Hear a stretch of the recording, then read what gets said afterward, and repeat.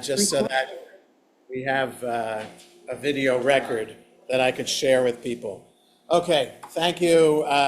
Thank you, everybody, for being here today. And just to get a sense that of some people around the room quickly.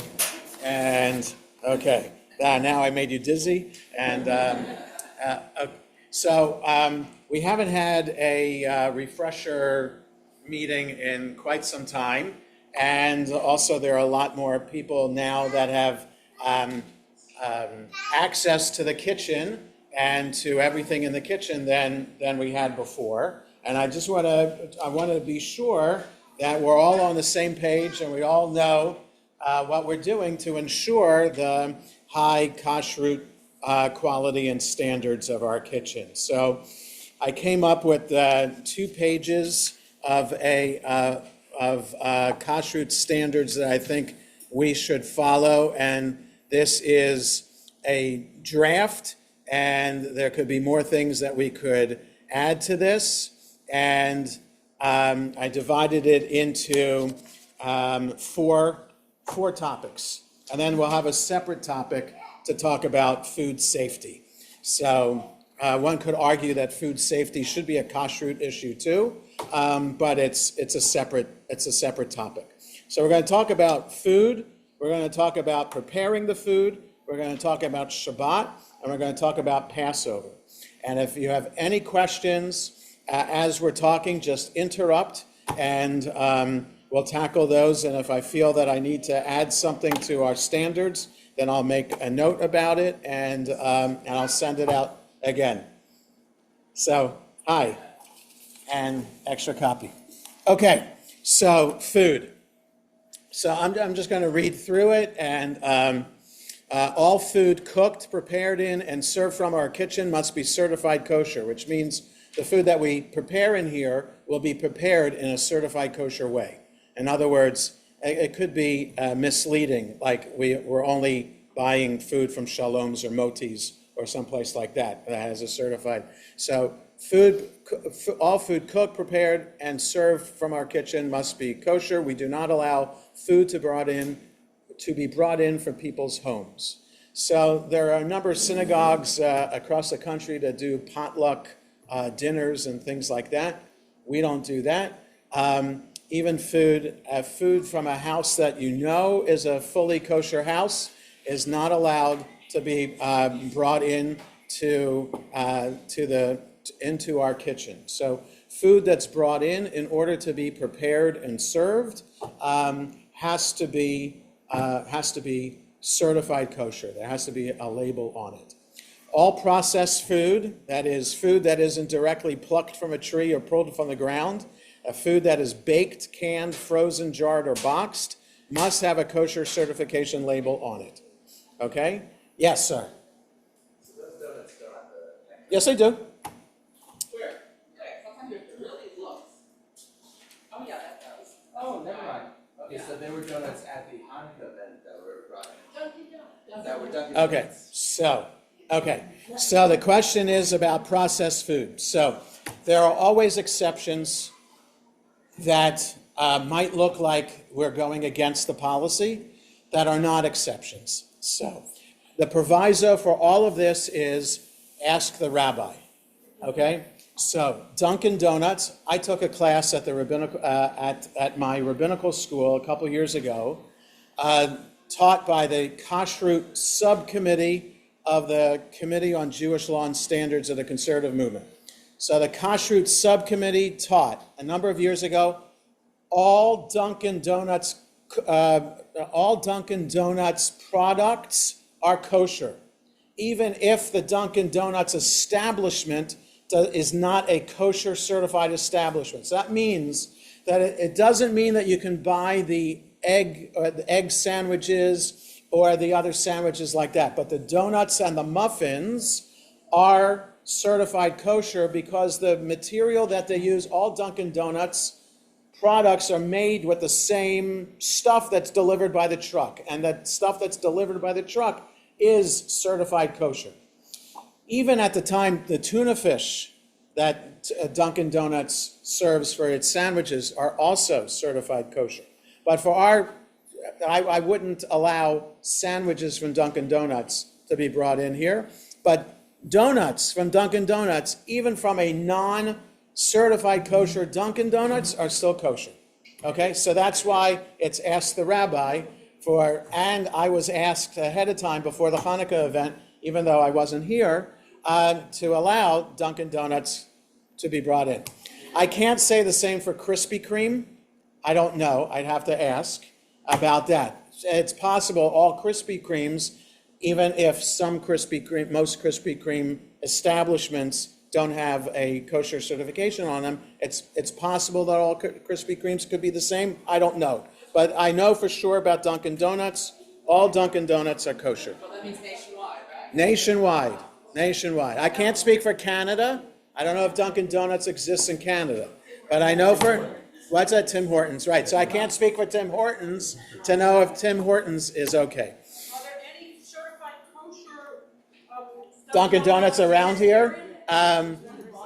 There in Baltimore there is. There used to be one on Twinbrook Parkway. There used to be one in the JCC in Rockville. Right. If it's still there or not. I don't. So it doesn't matter. For our purposes, you can buy donuts at Dunkin' Donuts and bring it into our kitchen, and they're kosher. Okay. So, like I said, there's always questions that arise because nothing here is 100% all the time. Okay.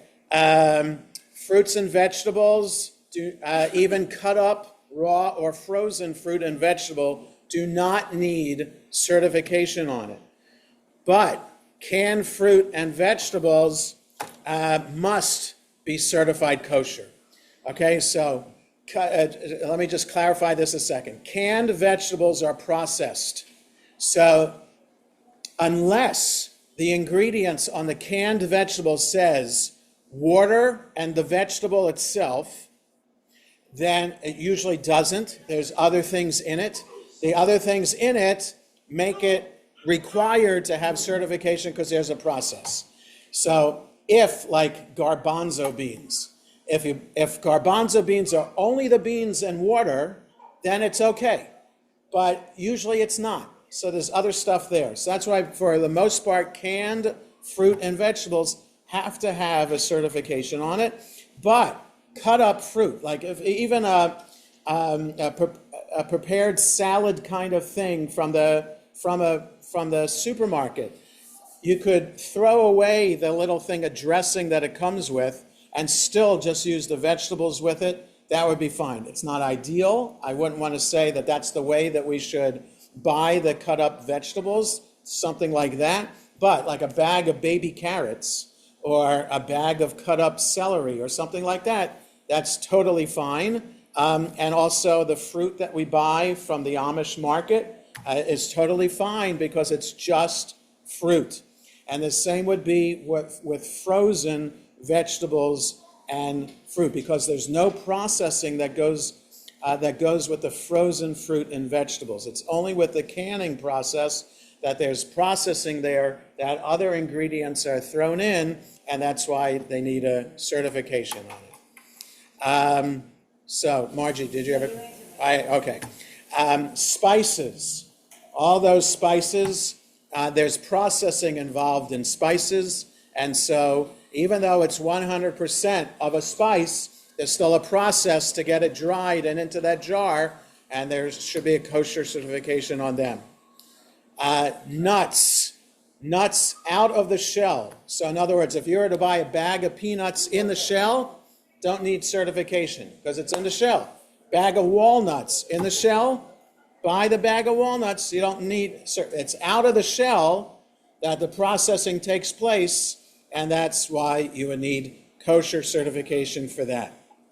Yes, sir. Are there any vegetables that we wouldn't use because it's required to check the box? So Ben is asking about checking for bugs.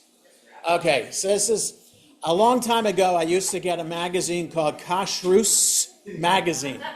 Okay, because it's Kashrut instead of Kashrut, the modern Israeli way of saying it, it comes with a certain bias, and there used to be whole issues devoted to the issue of bugs. So, I am not a stickler about checking for bugs. The more orthodox we are, the more of a stickler they are about checking for bugs. The reason the Torah specifically says in the list of animals, fish, and birds that we're allowed to eat and not allowed to eat, there's also a category of creepy crawlies. And the creepy crawlies are not allowed to be eaten. So, not allowed to be eaten. What's that? They're not processed. They're all natural, right? But so is lobster. But that's on the list, and you can't eat it. So bugs not allowed to be eaten. So the issue is a lot of the vegetables that we buy, a lot of fruit that we buy could have bugs on them. So for me, it's sufficient to rinse the vegetables. So the vegetables for which it's an issue is broccoli and cauliflower, because bugs are known to be hanging out in the leaves and also in the crevices of the florets of the broccoli and the cauliflower. And also on strawberries, there are bugs that are on the outside, under the leaves and on the outside of strawberries. Those are the major things that I've heard about with bugs. For me, it's totally fine if you just rinse them before putting it out, okay? If this was a very orthodox shul, then I would say just rinsing it is not enough. You'd have to dry it on a paper towel, see if there are any bugs that show up on the paper towel. I'm not as much as a stickler about that as others are. So just it's not a problem for me to buy broccoli and cauliflower and strawberries without the certification. Doesn't have to be triple washed.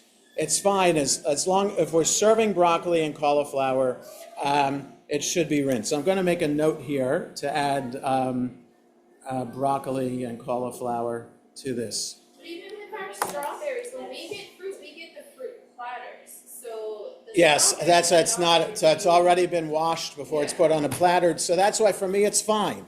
For me it's fine. It's not an issue for me. Or lettuce. Yeah, there could be lettuce too. Yes. Right. Okay, lettuce, spinach, that kind of stuff. So just it should be washed. Tea and coffee. If it's 100% black tea and coffee, not flavored tea, not herbal tea, 100% black or 100% green tea, caffeinated, not decaffeinated, coffee, it does not need a kosher certification. Okay?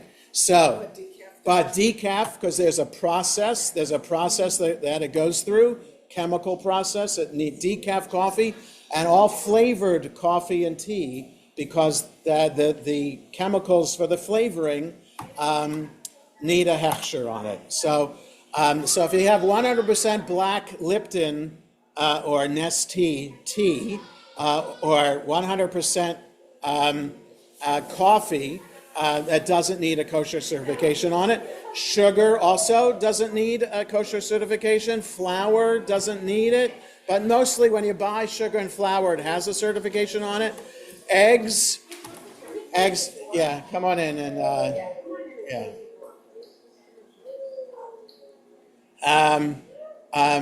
Eggs. So it used to be when I was growing up that you had to check for blood spots in eggs.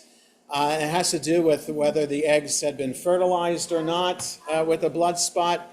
There are some people who still check for spots. It's not a thing that's required to do really anymore.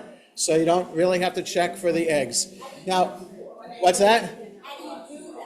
So you'd add one egg at a time in a glass, opening the egg and seeing if there's a blood spot in it. So, yeah, so it's not an issue anymore. What I'll say is my brother, when he worked at Sunflower, when we used to, like industrial eggs where it's not common, they would just put them in, because it's so unlikely, they just put the eggs in, and you saw like whoops, but that happens so rarely. Right. So you wouldn't do the one at a time. I still know people do the one at a time. Yeah. But if you see blood, it's like whoops. Right. But, yeah. So it's like Ben is saying, it's rare. It's not necessary. If you're buying a carton of eggs, you don't need to check for the blood spot. If you're buying the process, like eggs in a carton, like liquid eggs, that should have a certification on it. Okay? Like, could be easy, like if you're doing it like an omelet thing or something, might be easier to have the eggs already from a carton than from, in like a milk carton kind of eggs. What's that? I was thinking about cases, KCTS. So like from a farm that like,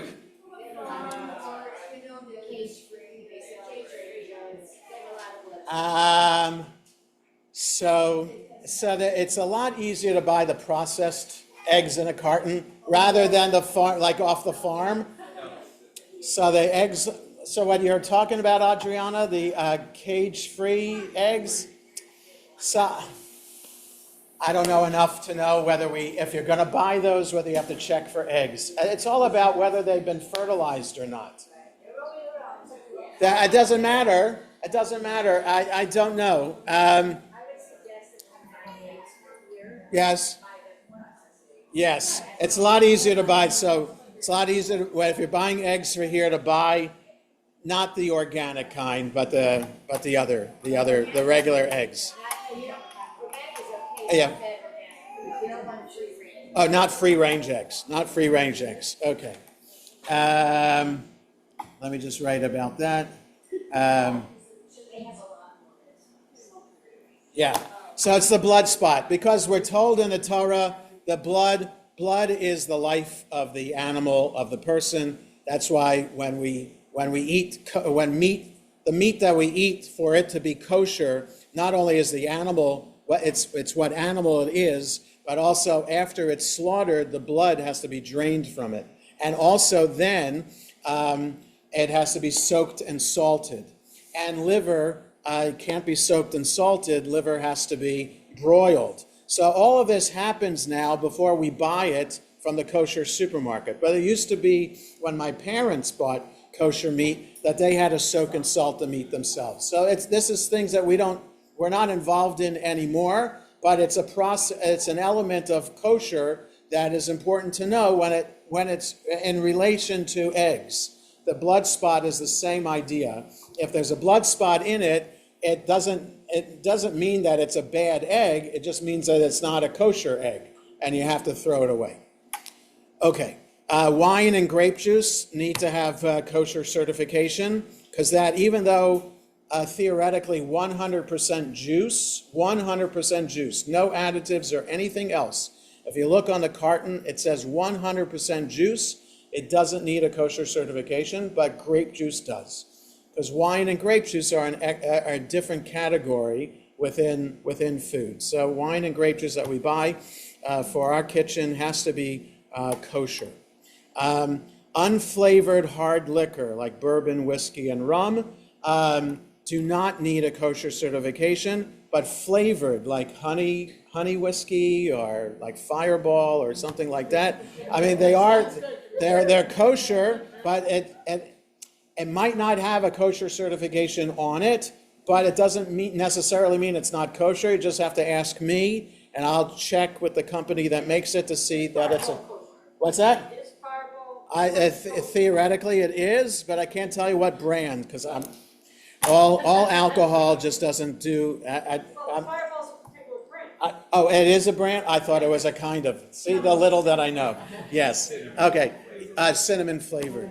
Right. So I don't remember offhand, Jackie. If it is, I'd have to check. The ones that we currently have here are. Should be. Yes, they are. Of vodka. It's just another example. Yes, vodka. A 100% vodka is totally fine. But flavored, anything with the flavors in it, you should ask me, and I'll check to see. Also, the CRC. No, I'm not going to taste it. Thank you, Ira. No, it's not a tasting to see if it's kosher. The CRC, the Chicago Rabbinic Council, has a wonderful website about kosher things, and you could check there in their alcohol sub list, and it'll say exactly what brands of flavored stuff would be kosher. But yes. Fresh or frozen fish, not prepared in any way, not smoked, does not need to be certified. So in other words, you're buying tilapia, not like you want to buy catfish, because catfish is not kosher. So it's a kosher species of fish, and you want to buy salmon at Costco. You can absolutely do that. If it's not coated with anything, if it's just the fresh or frozen piece of filleted fish, it's perfectly fine to buy it in a supermarket and not in a kosher store. Okay, but any kind of fish prepared in any way, even lox, because smoking is processing, it needs to have a kosher certification. And you know that the Costco brand, the Kirkland brand of lox, has the kosher certification on it, and it's so any kind of prepared fish has to have a kosher certification on it. Yeah. Sometimes salmon says coloring added. Coloring added to it. Oh, to make it look like more orange. Yeah, it's like Like at Costco, salmon. fresh salmon. Yes. Coloring added, but frozen does not. Uh-huh. So I was not aware of that. I still think it's okay. But now I'll have to check. It depends. So it depends how much in relation to the entire volume. There's a concept of 1/60th, so that if, let's say you're making your pot of chicken soup, and you're feeding your baby at the same time, and a drop of the bottle goes into the pot of chicken soup, it doesn't, because the bottle is dairy, it doesn't make the pot of chicken soup treif, all of it, because you're mixing meat and milk, because the drop of the milk is less than 1/60th in volume of the chicken soup. So there is that 1/60th idea. So the food coloring is probably less than 1/60th of the piece of fish, so it's not a big deal. It's also a question about milk. Milk must have, I put down here, chicken, meat, cheese, and milk must have a certification. The milk that we buy is vitamin A and D added. The vitamin A and D comes from shark. That's what I learned in my Kashrut class. So shark is treif, and so adding treif on purpose to something, even though it's less than 1/60th, on purpose, you shouldn't do it. It's by mistake that the 1/60th happens, right? In other words, boy, that one drop of bottle or milk adds some flavor to this chicken soup. I'm going to do it. I'm going to do this every time. No, you can't do it on purpose, but by mistake, it's okay. And breast milk, by the way, is parv. Yes. Yeah, no. The rabbis said that on purpose because how life was happening in their day. So they randomly said that human breast milk is parv. But again, it's great on steak. Again, it shouldn't be done on purpose, but by accident, it's okay. So the milk that we buy, almost all brands of milk that you buy have a kosher certification on it. Some brands don't buy milk only buy milk that has kosher certification on it because of where the vitamins come from.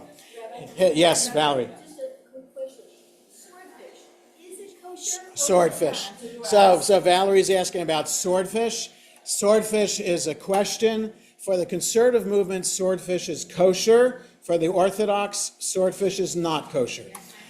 The reason why the conservative movement says it's kosher is because when swordfish is born, in the early stages of its life, it has both fins and scales. When it matures, at the point when we eat it, it does not have scales. So the question for the Orthodox is it about when you eat it or when it's born?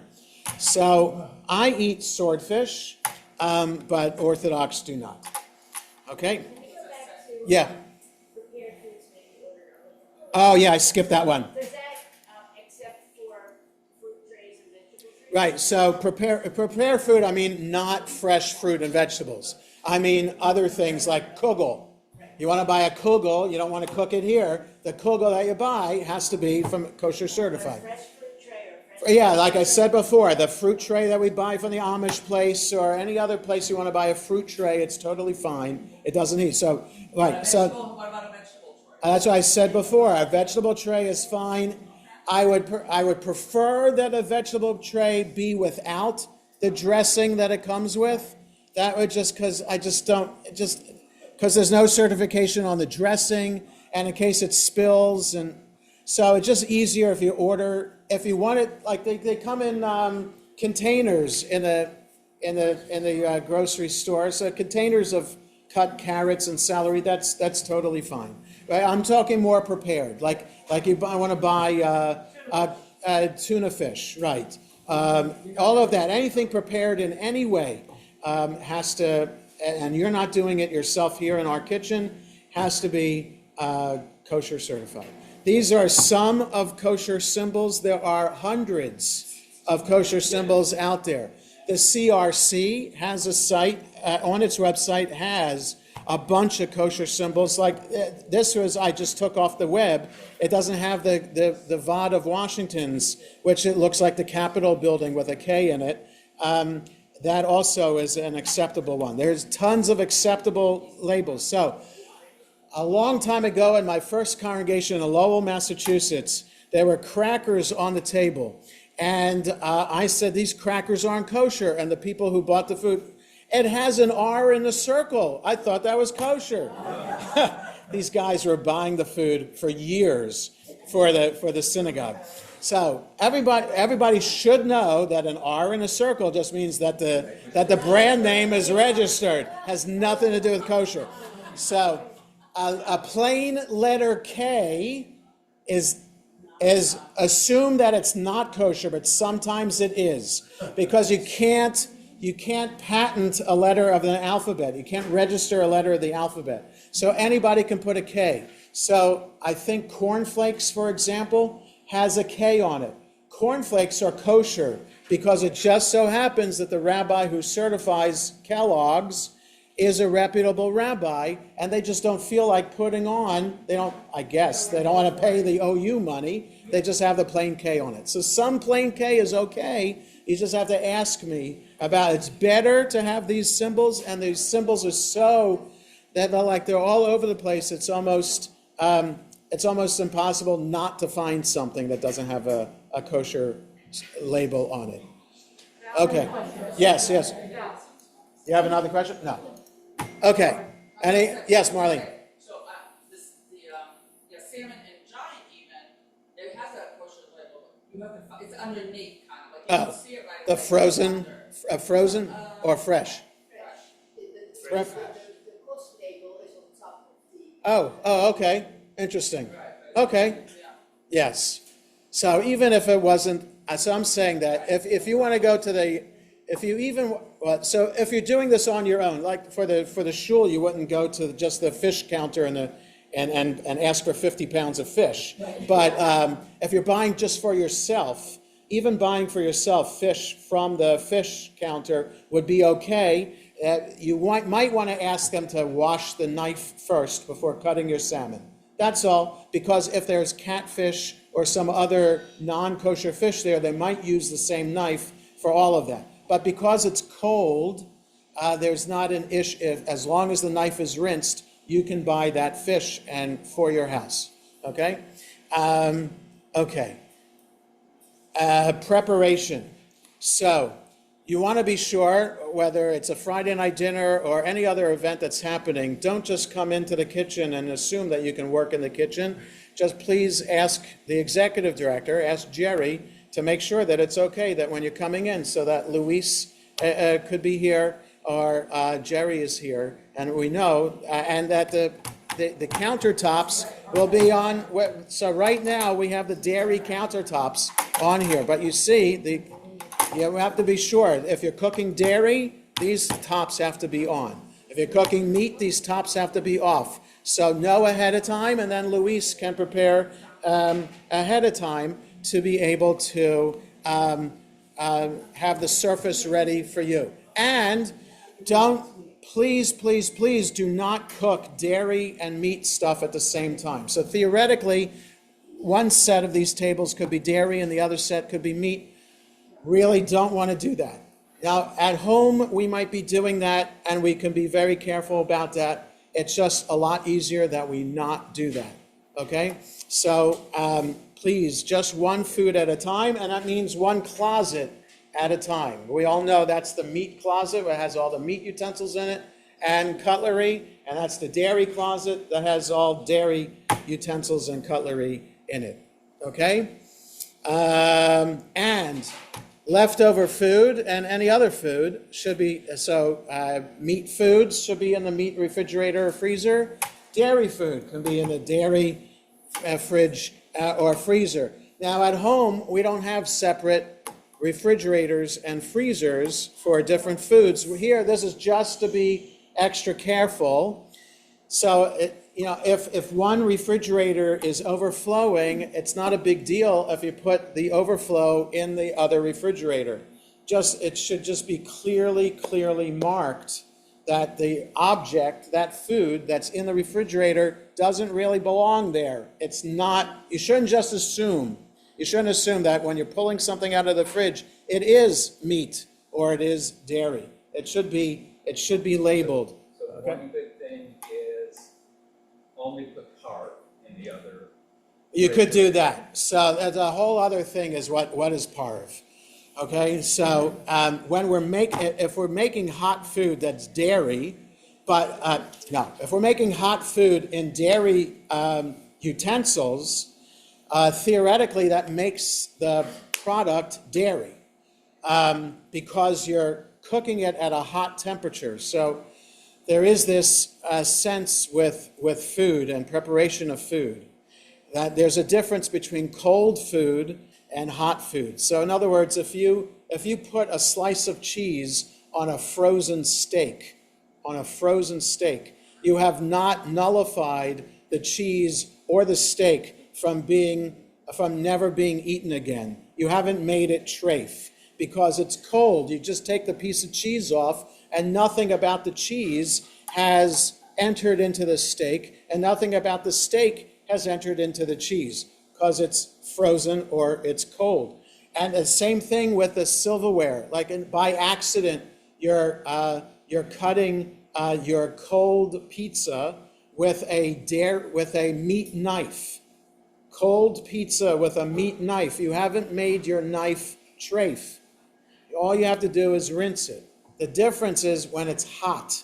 When something is hot, according to the rabbis, the essence of that food then leaves it and goes into whatever it's being made on or served on. So if it was a hot steak with butter on it, that's treif. Okay, because the essence of the butter has gone into the steak and you can't mix meat and milk that way. Okay, so the question now is, what about Oreos? These are processed cookies and they are parve, but they're made on dairy equipment. So Oreo cookies are parve, and according to some, and that's the people who are behind the OU, dairy equipment used to be a designation on Kashrut labels. You used to be able to see OU with a DE on it. So that OUDE means that the equipment was dairy. So in other words, on the same machine that they make the Oreos, they'd make the milk chocolate chip cookies. So that's dairy, and they would clean the conveyor belt, but they wouldn't boil it to the point of koshering it. So theoretically then, some of the milk chocolate from the chocolate chip cookies could still be in the Oreos. So that's what dairy equipment means. But the likelihood of that happening from an industrial bakery is minimal. So there are some people who say that the Oreos are parve, but you should make a distinction between not serving Oreos as a side dish to your brisket, like theoretically, but serve it separately as a dessert afterwards. Unless, of course, it's only 1/16. 1/60th. 1/60th, the 1/60th, yes. How do you determine Right. that? So you see how it gets, Doesn't count. you see how it gets complicated here. But we had soup at the last, not the Friday night dinner 2 nights ago, but a month ago. The soup was served, right? That theoretically was a par of soup, but it was made in a meat pot. So I don't know if there was leftover soup. I would say that soup is meat, okay, and should only be served as a meat meal. But there are some who say that if all the ingredients are parov, and even though it was made in a meat pot, it could still be considered parov and still could be served at a dairy meal. Some people say that today. Some people even say that there's not really there's a time thing when it comes to glassware, but it's not. I don't think there's a time thing with the once a food has already been cooked. So it's just easier for our purposes. The food that comes in, that you're preparing, fruits and vegetables, are parov by nature. But once you're serving it, it's served at a dairy thing. It should stay that way, dairy. And if you want to serve something that had been served at a dairy event, and you want to serve it again at a meat event, or vice versa, should ask me to make the determination whether it's okay. So for example, we could have leftover cake from dessert at a meat meal. Do we serve it for Kiddush on Shabbat the next day? That is fine. Yes, that's fine. Or leftover salad, cold salad, absolutely fine to do that. Okay, so those are easy things to do, and yes, and I've said yes to those over the years. Okay. Okay, are we good then with preparation? Yeah, Marlene. One more question about onions. Does it apply? I heard this. Onions and garlic and things that are considered like sharp. Oh, yeah, no. Yeah, so that's also, Marlene might be reflecting a more orthodox thing like that. So onions and garlic have some kind of, they also have an essence about them. Especially when you cut onions, you'd start crying because of that. So maybe the onion imparts some of itself onto the cutlery and the plates. It's not a thing. Also, it's a thing that fish is not supposed to be served with this on the same plate as and with the same utensils as something else. Because, and this is a category in rabbinic literature from 1,000 years ago, that fish being served together with chicken and meat is poisonous, and we know it's not, but the rabbis say it is. So if we were to serve gefilte fish, I have no problem. Well, anyway, we're doing everything with throwaway stuff. It doesn't matter. But if we were using regular silverware, it'd be no problem for me to use the same fork for the gefilte fish and then use it for chicken, and the same plate for the gefilte fish as for the chicken or the meat. So when it Okay. comes to those two, there's no issue. There's no issue, and that's why I didn't put it here, and I didn't want to complicate things. But Marlene brought it up with onions and garlic, so I just, by extension, went from there. Okay, Shabbat. And what I do also, I'm cognizant of the time, and we're almost done, and I want to give time to Margie with the food safety stuff. But, okay, for Shabbat. Shabbat, we're not allowed, there's 39 categories of work that are prohibited on Shabbat that help define what it means that Shabbat is a day of rest. And the categories of work that apply to us in the kitchen are essentially cooking and also lighting or extinguishing a fire. Okay? So, and that would mean even if this was an electric stovetop, lighting that would be considered lighting a fire. Because even though it's electric, and some people say electricity is different, I say electricity, and most in the conservative movement say electricity is not lighting a fire. When you're using it for the purpose of cooking, then it becomes something that's not permitted to do. So the stove gets lit by Luis lighting it with a lighter, or it could have an igniter thing. The same, these are gas operated ovens, and there's a pilot light for that. So we're lighting a fire when these ovens go on.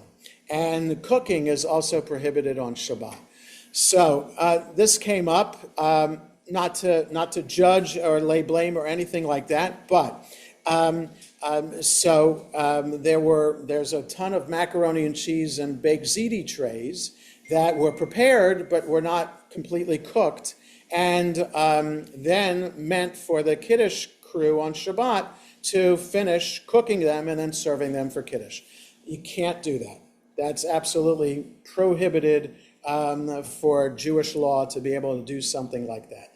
We can warm food on Shabbat, but so for Friday night dinners, we have to know when Shabbat begins, and Shabbat begins at sunset, and in winter that's 4:30. So for these winter month Shabbat dinners, all the cooking has to be done by the time Shabbat begins.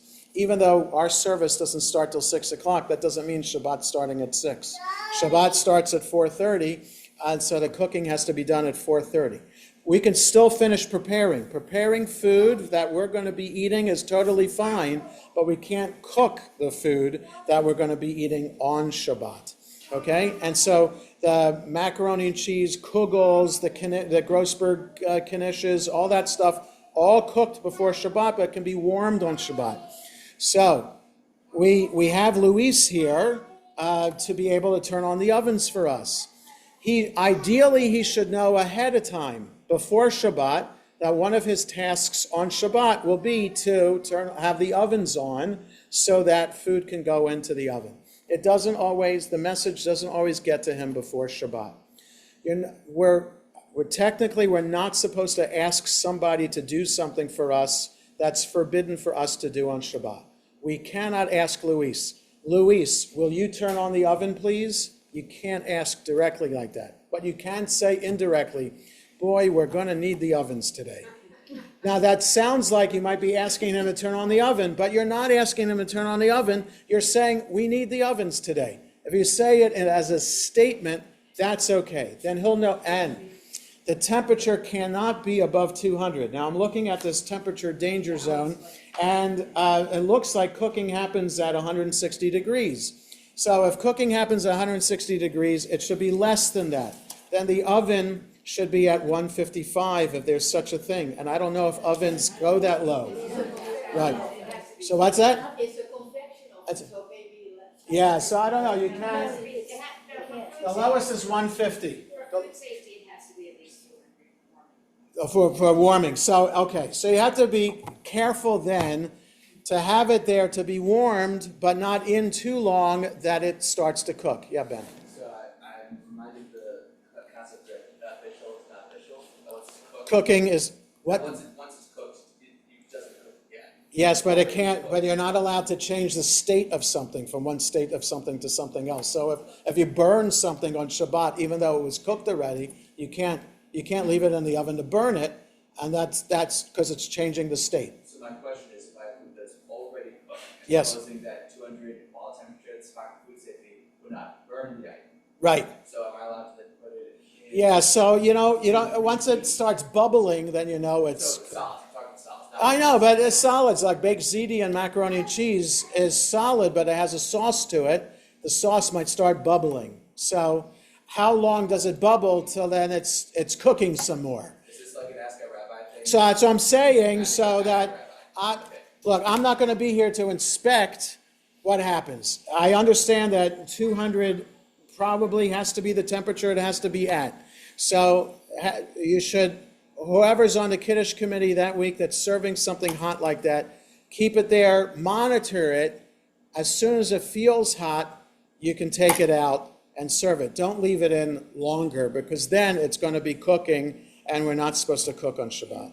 For these dense items, if, you're cooking on Shabbat and you've got an hour or a half hour before the services are over, and you inspect it, and it's still cold in the middle, too bad.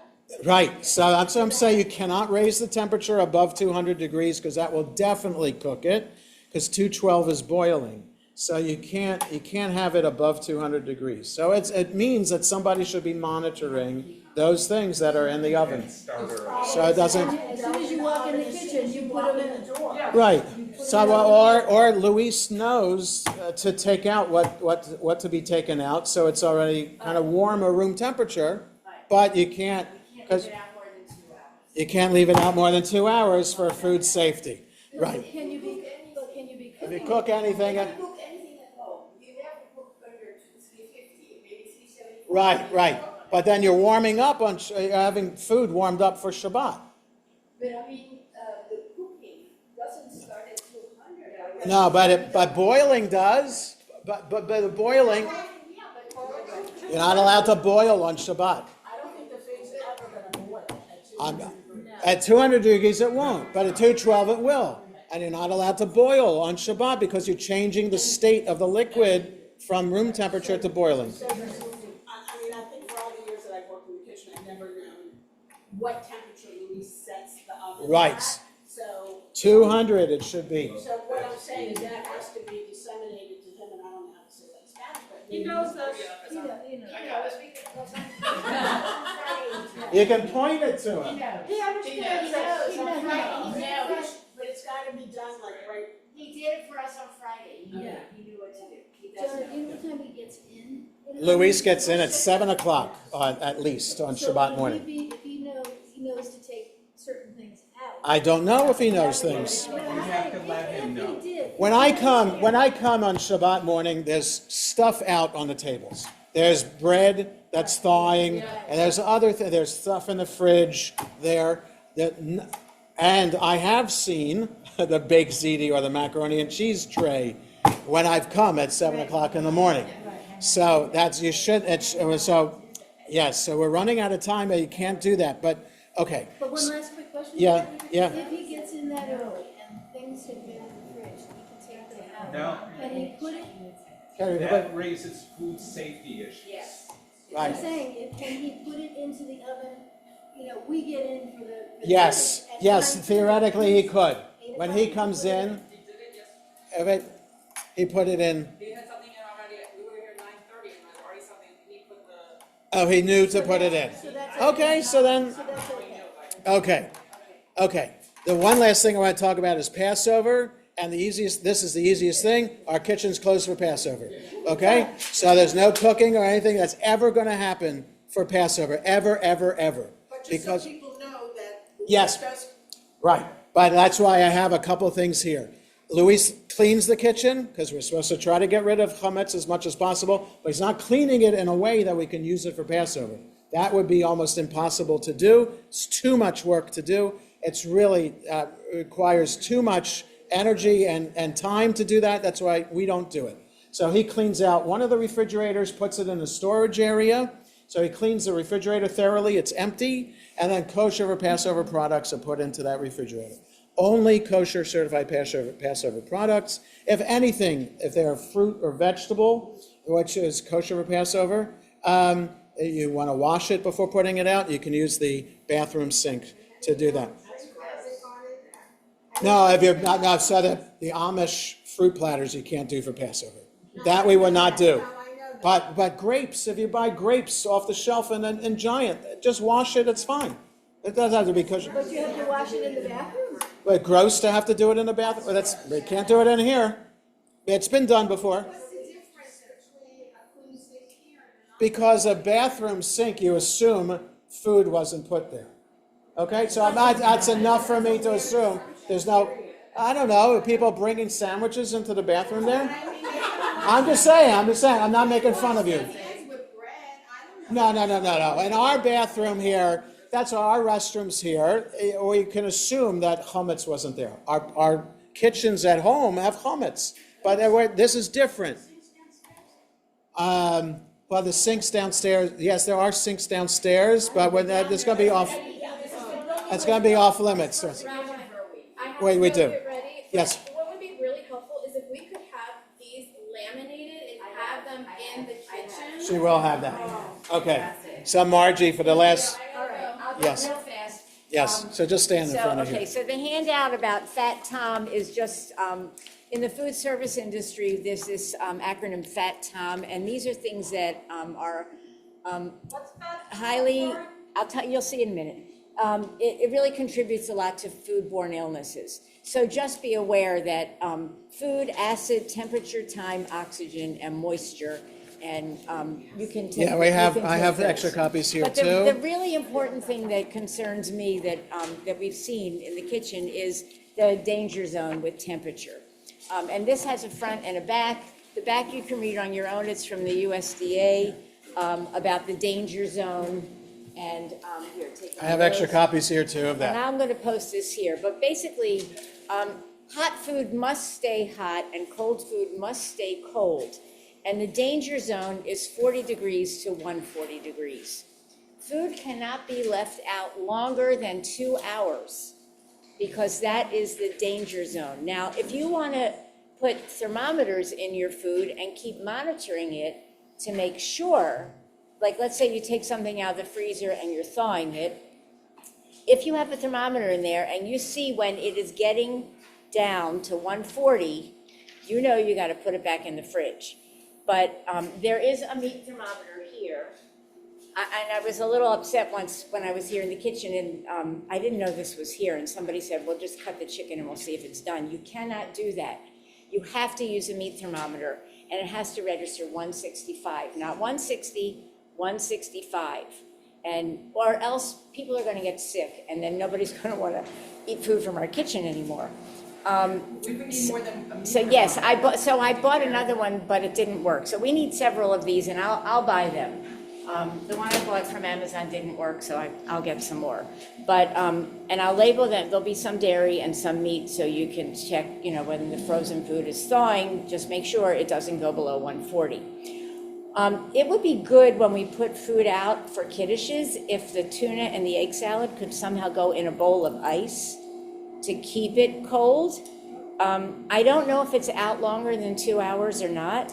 If you take it from the bowl, put it into a serving bowl. Right, And back, Put it back in the fridge. and Right, it I goes back in the understand that. fridge, and it's not out for okay, 2 as long as hours. it's not out for 2 hours, then that's fine. Sorry, what? But as long as it's not out for more than 2 hours, it's okay. Out for But service. if you have Let's say an event, Let's say Kiddush starts at 12. What time does the food get out on the table?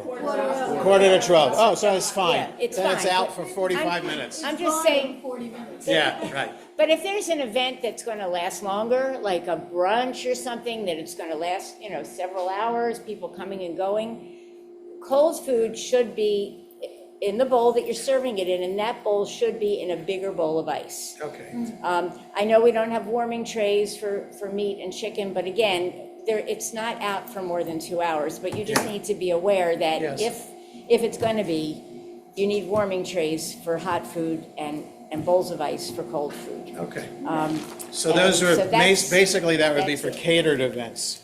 For the events that we do, the practicality of the 2 hours doesn't apply, because when we're serving the Shabbat dinner, it's coming out and it's out for Right. half an hour. Yes. And Yeah. and Kiddush, it's out for half But an then hour again, also. when you bring it back in the kitchen and you're, putting it away and Right. everything. you Even gotta make that, sure I you- don't know if it adds up to 2 hours, but it's something to Well, think you about to just make be sure. aware of. Yes. And also keeping food, that's where the Fat Tom stuff comes in. Keeping food for a long time in the fridge is, you Right. have to just be Well, aware. I think, as Kiddush captains, like, a lot of times we'll go through and say, Yeah. we say, look, it's old and we just dump it. Yeah, Uh-huh. And Yeah. I think people have to be aware of that. Right. It's a good thing to bring Yeah. up. Another thing I wanted to say with preparing the food, I don't know if this is a policy. Should it be a policy that everybody who's involved in preparing or setting out food have gloves on? yeah. Is that's Yes. something that's always done? Yeah, What wash about it. masks? Are masks necessary? No. Masks are not necessary, okay. Well, we have an expert, Megan, yeah. So masks are only necessary If you're feeling ill and your parent, okay, okay. I think. But gloves should be worn. If you're feeling ill, you should be working in the kitchen.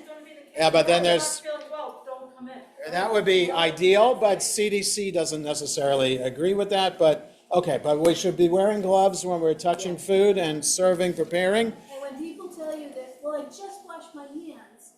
well, Doesn't matter. Wash Doesn't your matter, hands under your with the- nails. Right. you Put have on gloves gloves. on. Gotta wear gloves. And we have a supply of gloves, right? Yes, Shel. I'm thinking in the winter, I think we should be wearing masks working in the kitchen, because there are a lot of viruses going around, and you could be incubating something. But Be in the summer. I'm just going by Megan as a food professional. Incubating something, you feel fine on Tuesday. Do you know that you're You know, You don't know until you get the fever. Well, in general, like, we're all here in the kitchen right now, Right, so in theory, shouldn't we all be wearing masks right now? well, we should, and nobody else was. The CDC says we don't have to. Okay, that's fine. I'm just saying, so, yes. I mean, if you're coughing. You ideally shouldn't be working, but you could wearing a mask. Right. Okay. Okay. Yeah, so. Great. so be Great. aware Thank of you when- very yeah. much, guys. Thank you very much for. Thank you, Ray. As always, I didn't put this, I will put it on, always ask me if you have any questions at all. And I appreciate you guys, all of your help for making all this work.